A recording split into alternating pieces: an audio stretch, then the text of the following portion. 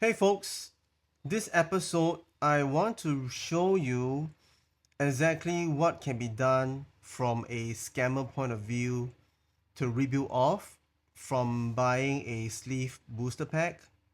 It's purely an educational episode experiment. It is more for awareness. It's not really asking you to rip people off by watching this video.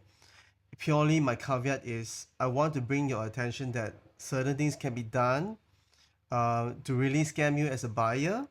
And when you buy sleeve booster pack, you have to be really careful who you buy it from and whether they are a reseller or they are from a straight retailer that you know of and you can be trusted. So wherever you are, any countries, anywhere, any part of the world, you should be the best person to make this judgment call. But I want to show you how easily the sleeve booster pack can be tampered with just a very simple heat gun. Now I got this heat gun from a marketplace based in Singapore. We call it Shopee. It's very easy to get hold of. I think it's about $29. Why I get this? Because I wanted to shrink wrap some of my collection box. As you are aware, collection box itself, it doesn't come with any protection. So what I do is I bought stream wrap from overseas, and then I got this heat gun just to wrap up my collection box. Then it caught me thinking, hey, what can a scammer do for Pokemon products, right? And I have been hearing around the marketplace people talking about how safe this is, how secure you won't be scammed by buying sleeve booster pack. Now, I want to share with you this bad news. If you don't buy from any reliable sources, and if you buy from third party, a reseller from anywhere, there are very, very high chance that you can be so-called scammed.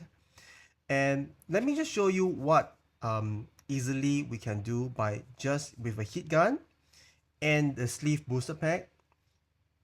The effect is I can heat this up. You know this adhesive that's in between here, you can see very clearly. Okay, there's this factory adhesive glue seal up for the sleeve booster pack. Now, it's important for a scammer, right? They don't want to tamper this too much. So what they will do, right, they will apply the heat here, and then once the adhesive glue is more warmed up, and then it's more like a semi-liquid state, they will slowly use some kind of device to pull it up. I don't have those device. You really need to be a syndicate to do this, or you have a lot of time and you really want to rip people off, or you weigh the booster pack, you filter all the time, and you just want to get rid of those with hollow and hollow reverse hollow, right? Then you'll be doing this. I don't believe someone have that time to go and do this, like 100 pack, but who knows, right? Who knows? It comes to the point that I want to show you this because it's to really make you aware of what's going on, and this can be resealed. Okay, so I'm gonna start the experiment. It's gonna be a bit noisy, but just bear with me. Now, what is the difference between a heat gun and a hair dryer? Now, it has different button. There's the two level of buttons, right? It's like the apply the different level of heats. But if you look at the back, right? If you look at there's a high and there's a low, you basically can tweak and change the temperature throughout your heating. Now, your hair dryer may not have this function, but it almost acts as the same. But what it means is I can apply a gradual heat and increase it temporarily just to make sure that it can be easily opened with the heat applied.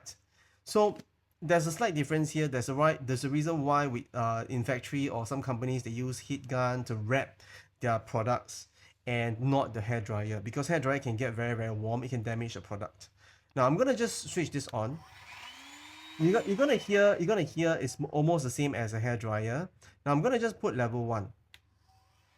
This is I hope you still can hear me. This is a slow heat. I'm gonna apply just on the sides. Okay, just for experiment purposes, I'm gonna show this to you. Okay, I'm gonna just apply the heat. Okay, I'm just gonna go in a different fashion. Okay, just around it, and I'm gonna off it. Okay, I'm gonna show you now how. Can you see? This is slightly better. It's much easier to open. Can you see that? Can you see the glue is coming out? Now I'm gonna continue to apply low heat. I'm gonna adjust it because I believe if you happen to be applying a lot of heat, then the card may be damaged inside, right? Because you have certain type of printing, especially for different kind of variety of cards. Now look at it. Look at it. I don't know whether you can see it. You see, it's coming off by itself. Can you see? Can you see? It came off by itself without me doing anything. So I'm gonna do the next side, and it's very easy to do it. If you have a lot of time on your hand, you want to read people off, you can just do this exercise or this attempt just to cheat people. Can you see? It's done. See? Can you see? So I can now pull this booster pack out. Okay, I'll put it aside. Imagine I know how to weigh and filter the packs. I will just now filter the pack, and then if I spare Brilliant Star, then I will slot the high chances of getting, you know, for example, reverse holo, the kind of card, or AR that people don't want, right? So then I can imagine this is a brand new one I filtered. I know this is bad cards, not really good cards inside. Okay, I'm gonna slot this in now quickly. Okay, and then I am going to seal this up.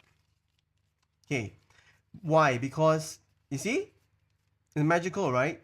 You see, it's now sealed back, and what you need to do is just apply the heat, just like that.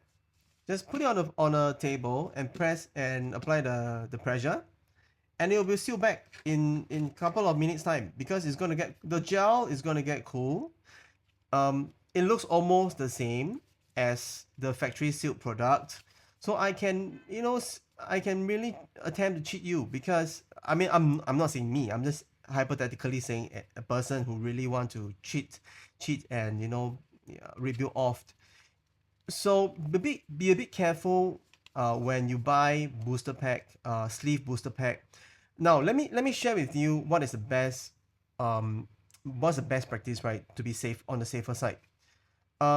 Whenever a new set comes out, or even like an existing short and shield, get a case of booster pack, sleeve booster pack. In itself, there's 144 booster pack, sleeve booster pack. What you can do is buy from that case, and when you open up the case, they have many inner case, right? So buy inner case. In the inner case itself, there's 24 sleeve booster pack. So I would strongly suggest, do not buy any loose sleeve booster pack from someone that you're not familiar with. You got into eBay or Carousel in Singapore or somewhere in different countries. I would strongly suggest for you not to attempt to do so. Highly recommended you buy from reliable retailers. You know, your Walmart, your Pokemon Center, and Costco as well, and various marketplace in Singapore whereby you know it's from a retailer, and most likely they won't rip you off by doing so, right? Yeah, just this experiment itself is really fascinating. I was just thinking of it the other day. What can a scammer do? So scammer can really just rip you off by doing this day in, day out. Why? They know how to weigh the pack. They know what to do for this, and they can just open it up. It's just so simple. I just show you the example. It's just so simple to cheat you. Now, let me just put this again. I do not advocate this as a practice for you to do so. We should never do that as a collector. We buy what we get, and I've already recommended that you should get a case of 144 sleeve booster pack. And if you think that it's too much for you, combine with other collectors, you know, then meet up a place and then say, I'll get 3 or 4 inner case, and then this is yours as well. Then you split the cost. That will be the safest to buy a sleeve booster pack, if you ask me. Okay, and then followed by the next ranking would be buy from a reliable retailer. I hope today, this episode, I have somewhat informed or make you aware of what can be done with a sleeve booster pack. So you know, all the best, and I will see you for the next episode.